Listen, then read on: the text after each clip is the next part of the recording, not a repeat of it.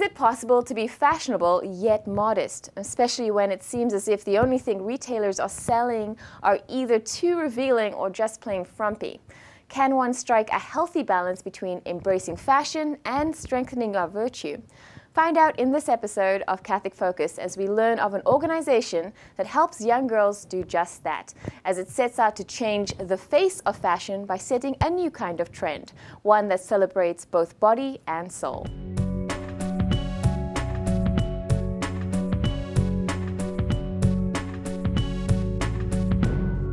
Hello and welcome to Catholic Focus. I'm Sheridan Sanders. Joining me today via Skype is Shannon Joseph, President of Trends, an organization which provides workshops for girls on healthy body image, self-esteem and beauty.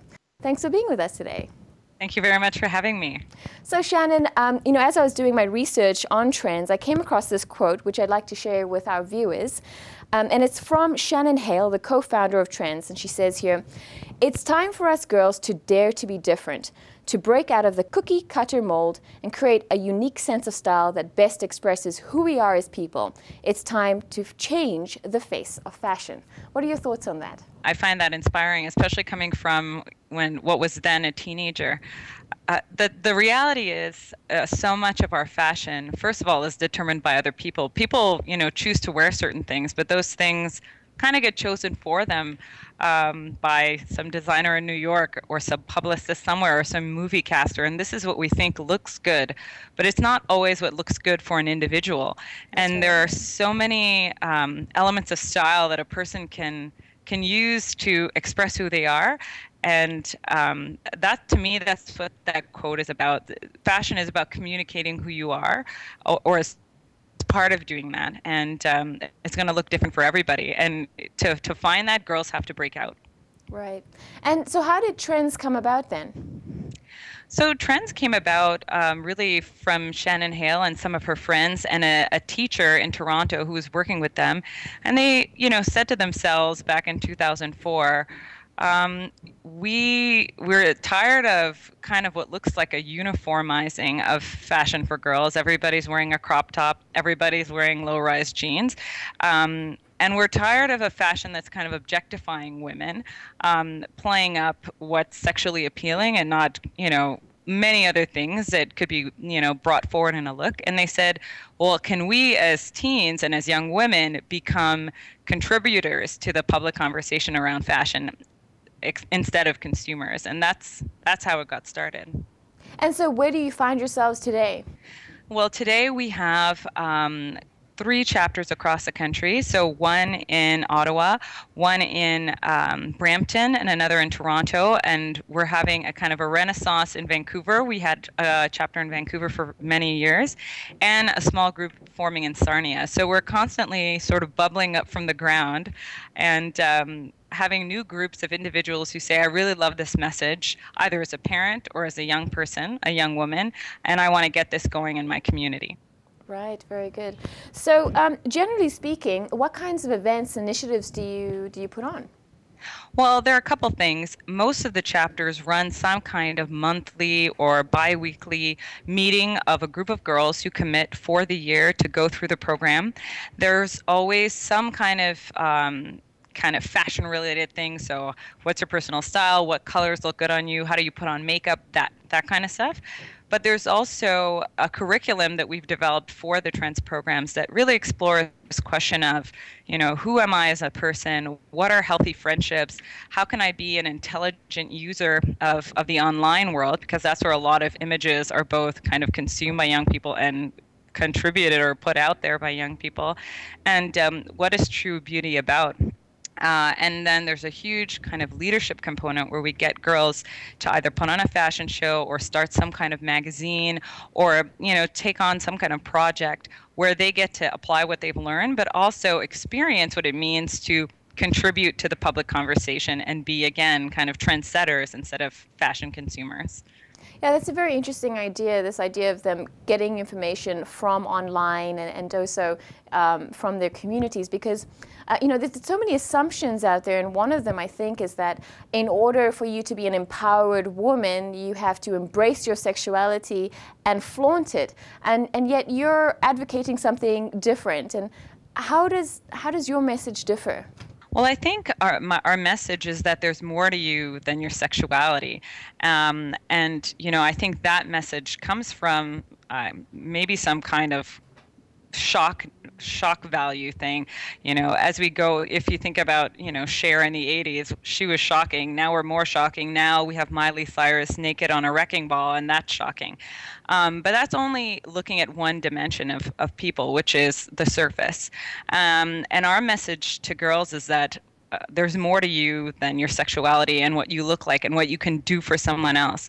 And how you carry yourself in the world has to be an expression of who you are inside and your self-worth. And finding that and having the courage to express that isn't something that's, unempowered. If anything, it's more powerful, because instead of being told what's beautiful, you're saying to the world, this is me, and this is my way of being beautiful. And I don't need the producers at Sony or wherever else to tell me what that should look like. Yeah. And there's also another idea that I think is very interesting about you, is that you embrace beauty as being key to the ethos of trends. It's not that you shun someone's beauty, but that you embrace it and want to highlight it. Mm-hmm. I think people underestimate the power of beauty. We bring flowers for people when they're sick because it lifts their spirit. We go to art, we go to plays. We're drawn to things that are beautiful.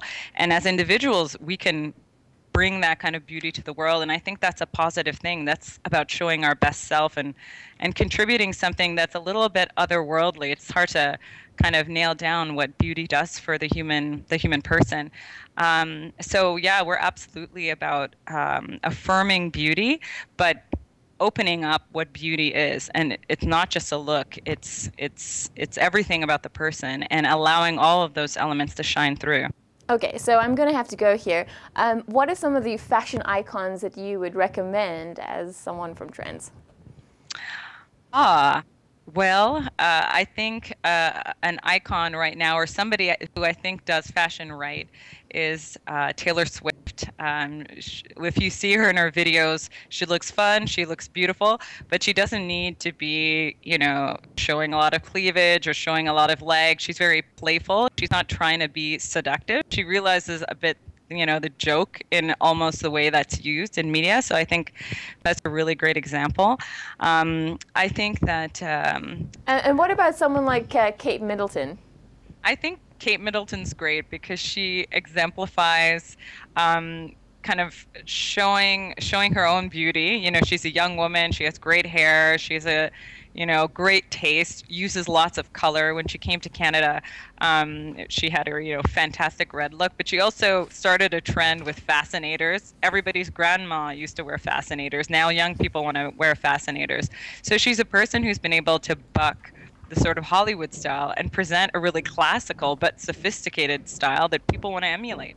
I think people are drawn to Kate Middleton because they see in her a combination of a personality and a look that they want to try to capture and exemplify themselves. Yeah, well, she's a wonderful style icon. I mean, she's just so full of grace and elegance. A wonderful example for young people.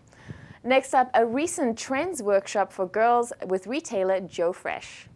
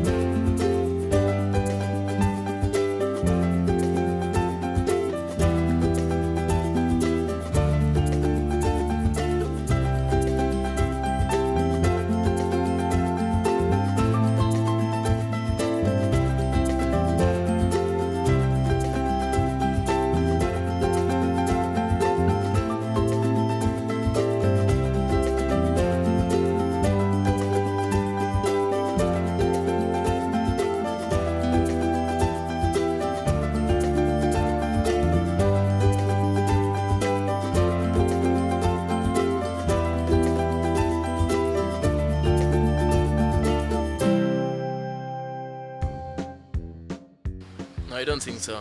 No? No, just kidding.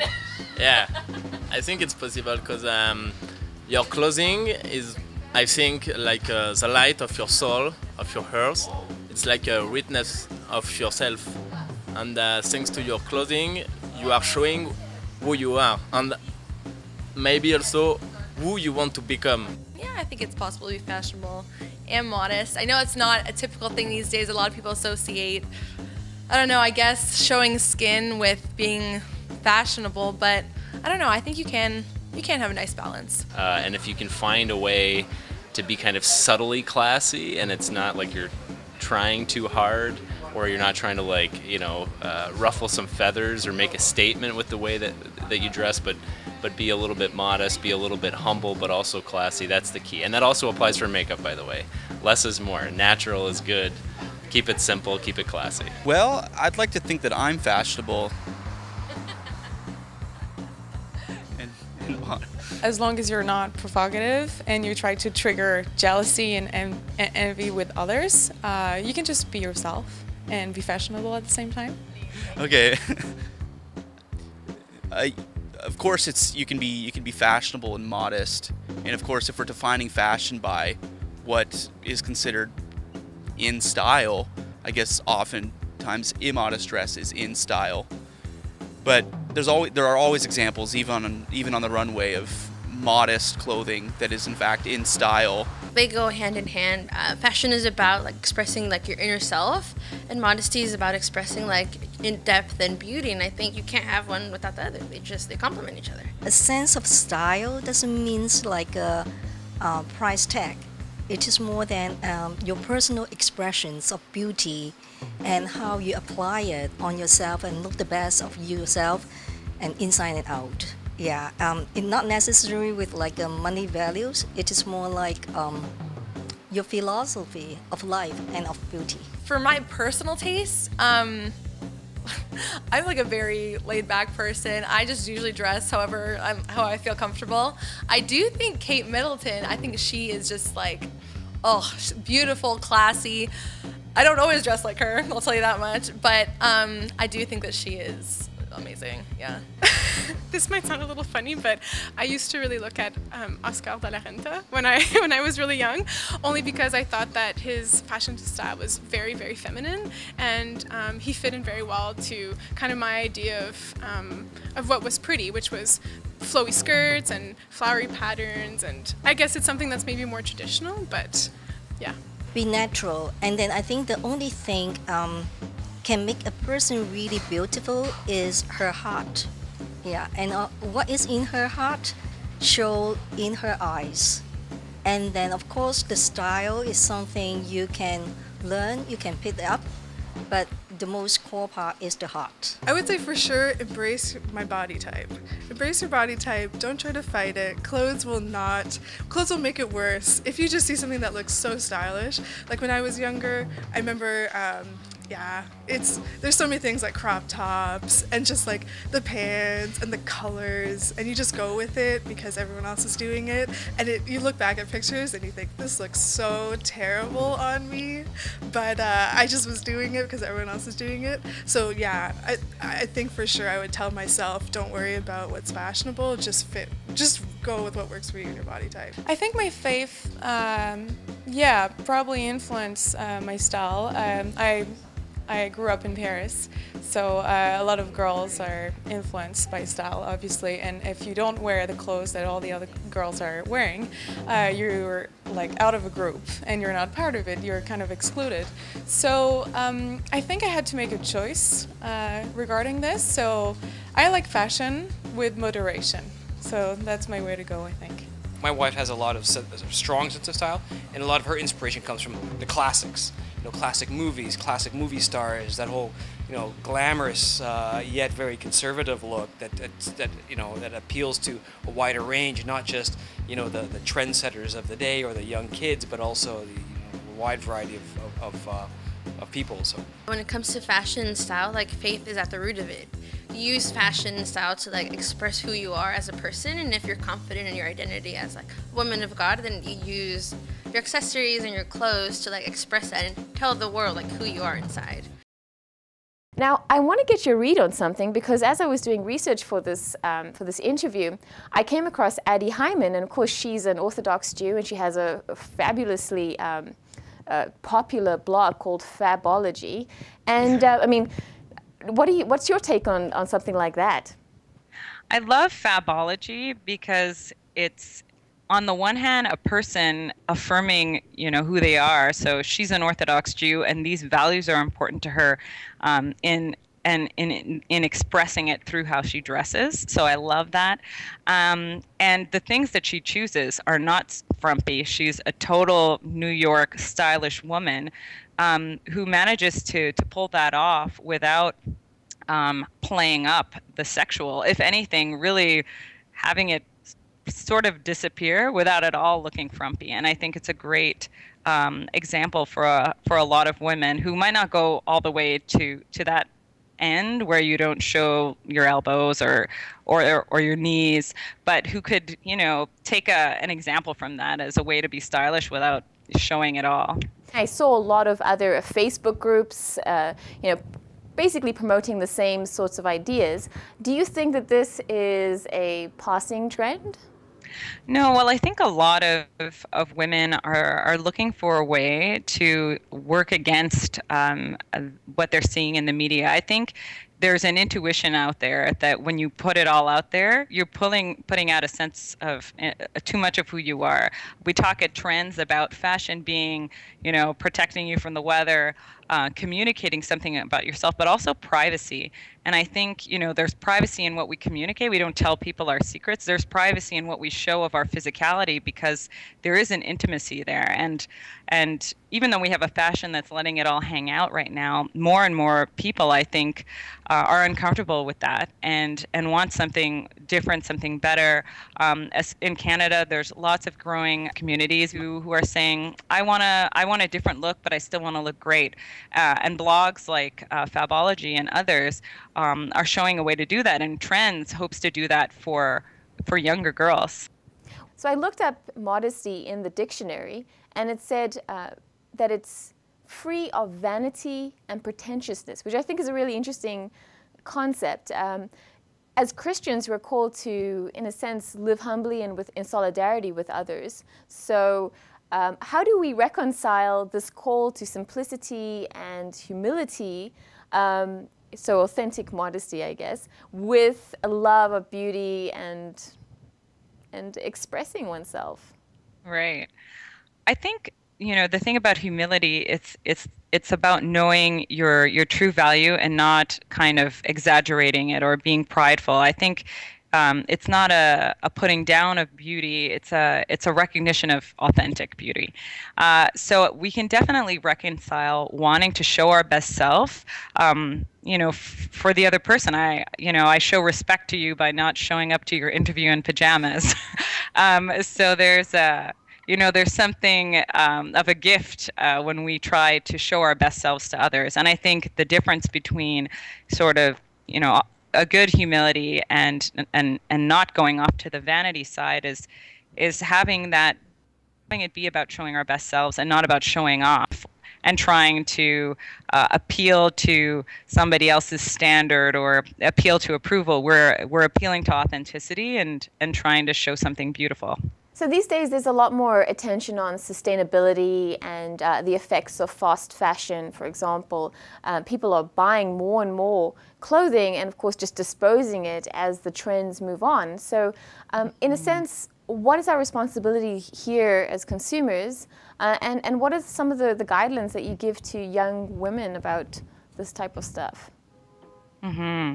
Well, I think first of all, it's important to cultivate in young people a sense of I guess, the virtues around appreciating things that are well developed and well made and working to preserve those things. We definitely have in our society a tendency to discard, I got a new iPhone, but now it's 2 years later and I need a new one. And that's true for fashion as well. So first of all, an appreciation of craftsmanship and the art that goes into fashion.